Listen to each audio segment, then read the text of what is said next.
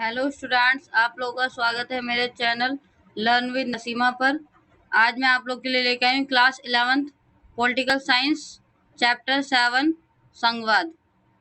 ठीक है, आप लोग को इसकी पीडीएफ भी मिल जाएगी वीडियो के डिस्क्रिप्शन में, तो जाके पीडीएफ का आप डाउनलोड कर सकते हैं। ओके, तो हम अपने चैप्टर को स्टार्ट करते हैं। चैप्टर का नाम क्या है? संघवाद। ठीक है, तो सबसे पहली चीज जो हमारी बनती है वो क्या बनती है कि संघवाद का अर्थ क्या है। ठीक है, यानी कि संघवाद का क्या अर्थ है।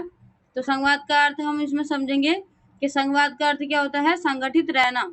संगठित रहना मतलब कि इकट्ठा रहना, यानी दो या दो से अधिक राज्यों के एक साथ रहने को ही संघवाद कहते हैं।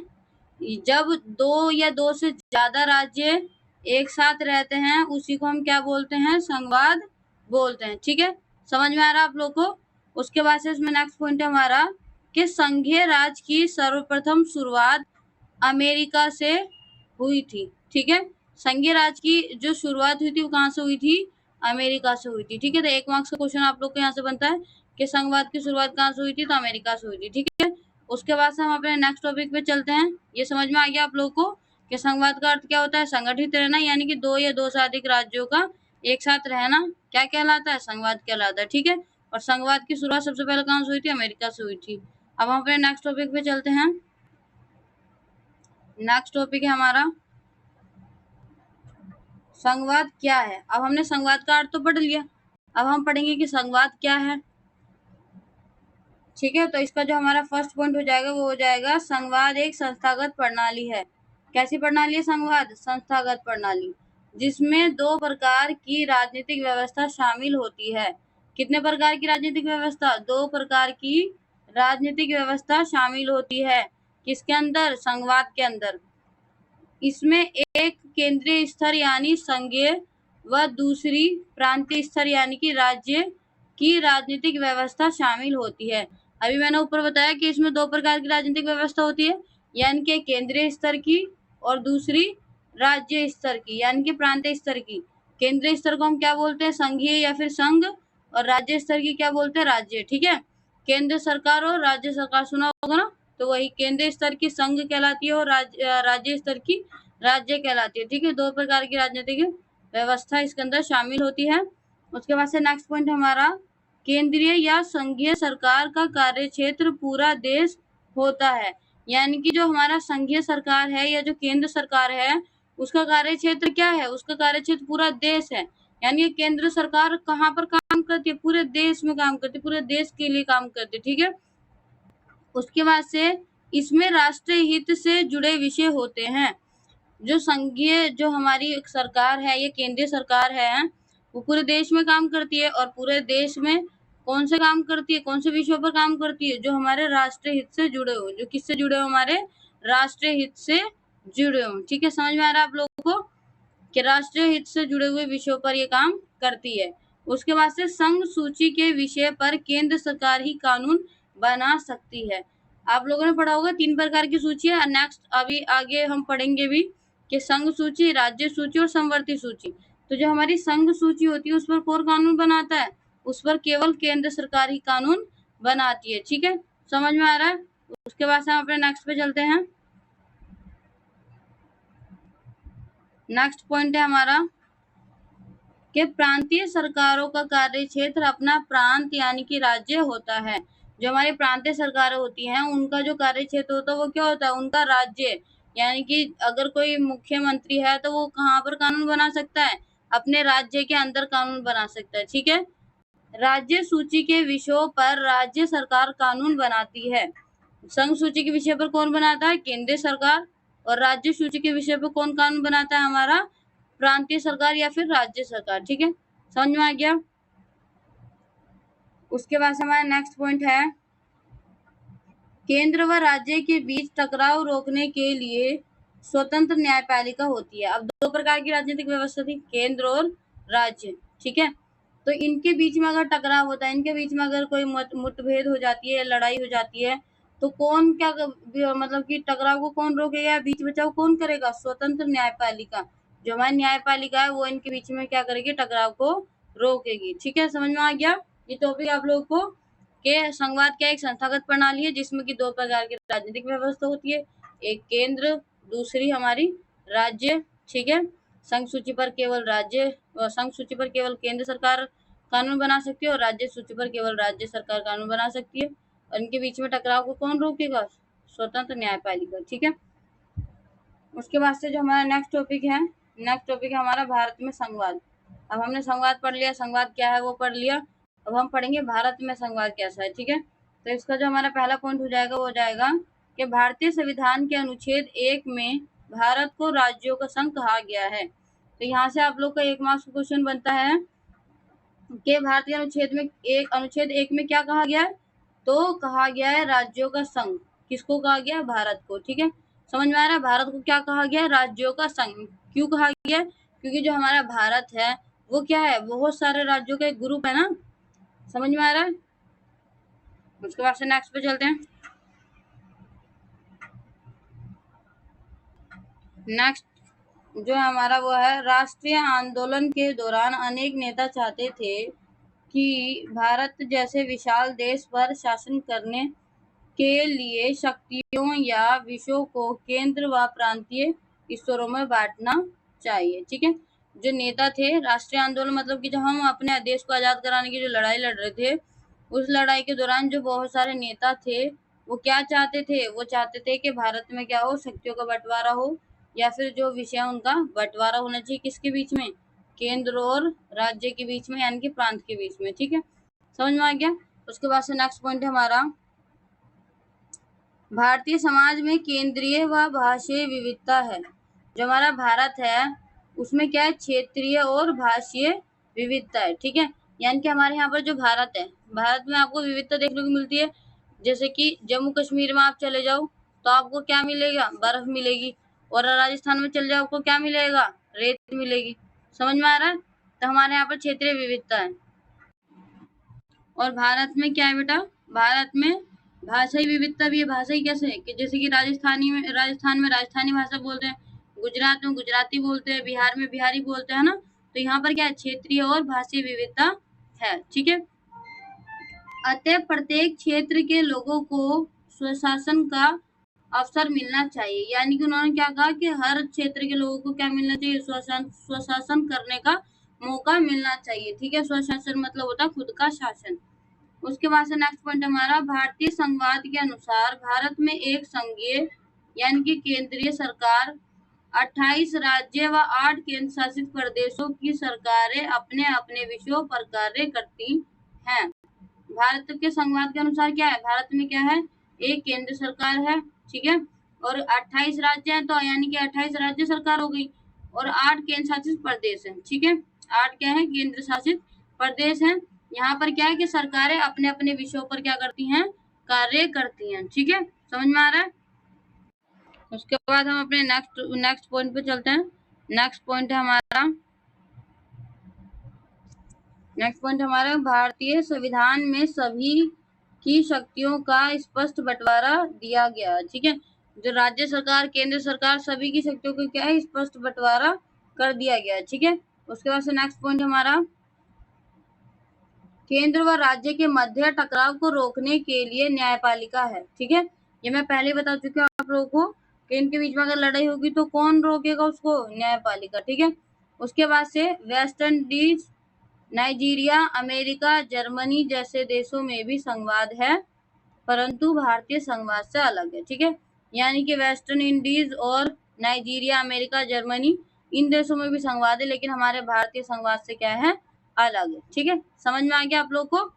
उसके बाद हम अपने नेक्स्ट टॉपिक पे चलते हैं। नेक्स्ट टॉपिक है हमारा भारतीय संविधान का अनुच्छेद 370। ये क्या है? मोस्ट इम्पोर्टेंट है। यह आपका मोस्ट इम्पोर्टेंट टॉपिक है। इसका फर्स्ट पॉइंट हो जाएगा हमारा, भारतीय संविधान के अनुच्छेद 370 द्वारा जम्मू कश्मीर को विशेष दर्जा दिया गया था। ठीक है, जो अनुच्छेद 370 था हमारे भारत का, उसमें जम्मू कश्मीर को क्या किया गया था? विशेष दर्जा दिया गया था। इनके अन्य राज्यों से विशेष दर्जा दिया गया था। ठीक है, इसको थोड़ी बहुत स्वायत्ता दी गई थी, थोड़े बहुत छूट दी गई थी। ठीक है, समझ में आ रहा है? किस अनुच्छेद के द्वारा?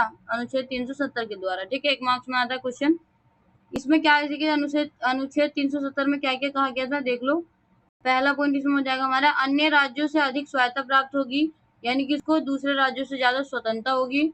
उसके बाद से केंद्र सूची और समवर्ती सूची पर केंद्र द्वारा बनाए गए कानूनों को लागू करने से पहले जम्मू कश्मीर राज्य की सहमति लेनी होगी, यानी कि केंद्र सरकार अगर किसी भी प्रकार का कोई कानून बनाती है तो उसको लागू करने से पहले क्या करनी पड़ेगी, जम्मू कश्मीर की सहमति लेनी पड़ेगी। ठीक है, समझ में आ गया। उसके बाद से तीसरी पॉइंट है इसमें कि आंतरिक अशांति के आधार पर आपातकाल लागू नहीं कर सकती। जो भारत की सरकार है वह जम्मू कश्मीर पे आंतरिक अशांति होने पर आपातकाल नहीं लागू कर सकती। जैसे कि भारत में क्या है, कहीं पर अगर अशांति फैल जाती है, दंगे होने लग जाते हैं, तो भारत सरकार क्या कर देती है, वहां पर आपातकाल लागू कर देती है। लेकिन जम्मू कश्मीर में सरकार ऐसा नहीं कर सकती। ठीक है, समझ में आ रहा है आप लोग को। पहली चीज की अधिक स्वायत्तता मिली हुई है, दूसरी चीज कि कोई भी कानून लागू करने से पहले जम्मू कश्मीर से सहमति लेनी पड़ेगी, तीसरा आंतरिक अशांति के आधार पर आपातकाल लागू नहीं कर सकती हमारी सरकार। ठीक है, समझ में आ रहा है। उसके बाद से आगे चलते हैं। नेक्स्ट है हमारा, राज्य में नीति निर्देशक तत्व यहाँ लागू नहीं होंगे, यानी कि जो जम्मू कश्मीर राज्य है उसमें नीति निर्देशक तत्व जो हमारे भारतीय संविधान में दिए गए हैं वो जम्मू कश्मीर राज्य पर लागू नहीं होंगे। ठीक है, उसके बाद से अनुच्छेद 368 के अनुसार भारतीय संविधान के संशोधन राज्य की सहमति से ही जम्मू कश्मीर में लागू होंगे, यानी कि जो भी भारतीय संविधान में संशोधन किए जाएंगे वो किस मतलब कि जम्मू कश्मीर जो राज्य है उसमें लागू होने से पहले क्या करनी पड़ेगी, सहमति लेनी पड़ेगी। अगर सहमति उनकी होगी तभी लागू होंगे, अगर सहमति नहीं होगी तो वो संविधान संशोधन इन पे लागू नहीं होंगे। ठीक है, समझ में आ गया। उसके बाद से इसमें एक नोट है कि 5 अगस्त 2019 को अनुच्छेद 370 हटा दिया गया। अब यह क्षेत्र विशेष राज्य न रहकर केंद्र शासित प्रदेश बन गया। अब जम्मू कश्मीर को किसी भी प्रकार की स्वायत्तता, ये छूट वगैरह नहीं मिली हुई है। अब इसको अनुच्छेद 370 को हटा दिया गया है। कब हटाया गया, 5 अगस्त 2019 को हटा दिया गया संसद के द्वारा। और अब ये क्या, विशेष राज्य ना रहकर क्या बन गया, केंद्र शासित प्रदेश बन गया। ठीक है, समझ में आ गया। उसके बाद से अपने नेक्स्ट टॉपिक पे चलते हैं। नेक्स्ट टॉपिक हमारा संघवाद की प्रमुख विशेषता, यानी कि संघवाद की विशेषता क्या क्या है। जब हम संघवाद चैप्टर पढ़े तो उसकी विशेषता पढ़ेंगे। ठीक है, तो इसकी विशेषता क्या है, इसकी विशेषता है 2 स्तर की सरकार। इसके अंदर क्या होगी, दो स्तर की सरकार होगी, जैसे केंद्र सरकार, राज्य सरकार। यहाँ पर क्या होगी, दोहरी नागरिकता, यानी कि यहाँ पर संघवाद होगा वहां पर क्या होगी, दोहरी नागरिकता होगी, एक राज्य की नागरिकता और एक पूरे देश की नागरिकता। ठीक है, उसके बाद से लिखित संविधान होगा वहां पर, और वहां पर क्या होगी, स्वतंत्र न्यायपालिका होगी, क्योंकि न्यायपालिका क्या करवाएगी, जो 2 स्तर की सरकार है उनके बीच में जो टकराव होगा उसको बचाव करेगी, उनके बीच में टकराव को रोकेगी। ठीक है, उसके बाद से हमारा नेक्स्ट टॉपिक है भारतीय संविधान की विशेषताएं, भारतीय संघवाद की विशेषता, सॉरी। ठीक है, क्या है, भारतीय संघवाद की विशेषता। ये तो हमने संघवाद की विशेषता पढ़ी थी, हम पढ़ रहे भारतीय संघवाद की विशेषता। ठीक है, तो भारतीय संघवाद की विशेषता क्या है कि 3 स्तरों पर शक्तियों का बंटवारा। ठीक है, शक्तियों का कितने स्तर में बंटवारा चाहिए, 3 स्तर में बंटवारा होना चाहिए। उसके बाद से इसमें है हमारा लिखित संविधान। ठीक है, क्या होना चाहिए, लिखित संविधान होना चाहिए। उसके बाद से शक्तियों का विभाजन, वही चीज है, शक्तियों का विभाजन होना चाहिए। उसके बाद से नेक्स्ट पे चलते हैं हम, एक सेकेंड।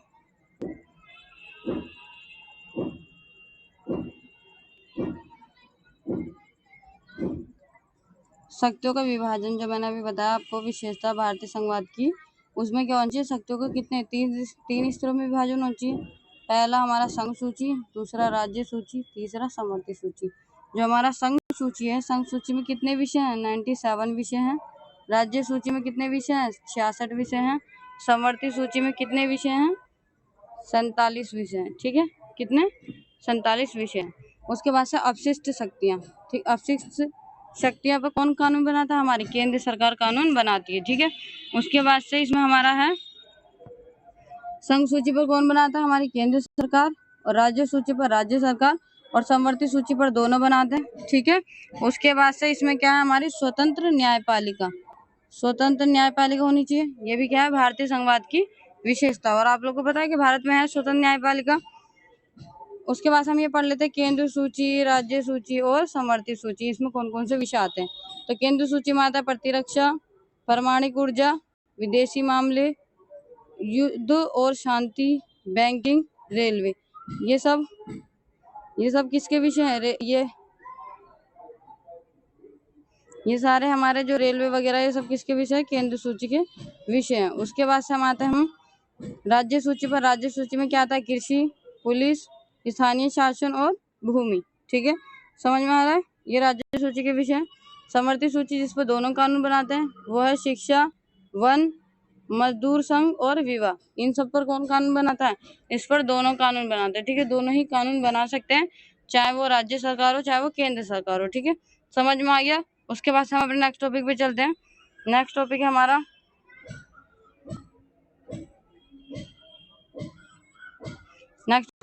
भारतीय संविधान में एकात्मक व्यवस्था। ठीक है, यानी कि हमारे भारतीय संविधान में एकात्मक व्यवस्था है। ठीक है, कैसी है ये देख लेते हैं। ये केंद्र सरकार ज्यादा शक्तिशाली, इसमें क्या होता है एकात्मक व्यवस्था में? हमारे यहाँ पर क्या होता है कि केंद्र सरकार ज्यादा शक्तिशाली होती है राज्य सरकार से, और हमारे भारत में क्या है? इकहरी नागरिकता है। जैसे कि संघवाद की विशेषता क्या थी? दोहरी नागरिकता ना, लेकिन हमारे भारत में क्या है? इकहरी नागरिकता है। आप किसी भी राज्य के हो, आप भारत के होने चाहिए, आपके पास एक ही नागरिकता होगी, वो भी भारत की, इंडियन की। ठीक है, आप कौन हो? इंडियन हो ना, तो हमारी इकहरी नागरिकता। ऐसा तो नहीं बिहार के हैं तो बिहार की अलग नागरिकता हो और पूरे भारत की एक अलग नागरिकता। हमारे पास एक ही नागरिकता है, वो क्या है? इंडियन या भारतीय। ठीक है, समझ में आ रहा है? उसके बाद से ये क्या है? संघ और राज्य के लिए एक ही संविधान, यानी कि दोनों के लिए अलग अलग संविधान नहीं है, एक ही संविधान है। पूरे देश के लिए क्या है? एक ही संविधान है। उसके बाद से इसमें हमारा जो लास्ट पॉइंट है वो क्या है? आपातकाल में केंद्र और राज्य शक्तिशाली। आपातकाल में क्या होता है? केंद्र ज्यादा शक्तिशाली होता है, मतलब कि जब आपातकाल लगता है देश में किसी भी कारणवश, तो क्या होता है? जो हमारा केंद्र होता है वो ज्यादा शक्तिशाली होता है, और किसका शासन लागू हो जाता है? राष्ट्रपति शासन लागू हो जाता है। ठीक है, और केंद्र सरकार कार्य करती है। समझ में आ गया आप लोग को? ये हमारे चैप्टर का फर्स्ट पार्ट था। आप लोगों को सेकंड पार्ट मैं जल्द से जल्द अपलोड कर दूंगी। और अगर मेरी वीडियो अच्छी लगी हो तो अपने दोस्तों के साथ शेयर करना, और मेरे चैनल को सब्सक्राइब करना, लाइक्स करना और कमेंट्स करना। और इस वीडियो की PDF आप लोग को डिस्क्रिप्शन में मिल जाएगी। ठीक है, thanks for watching my channel learn with Naseema.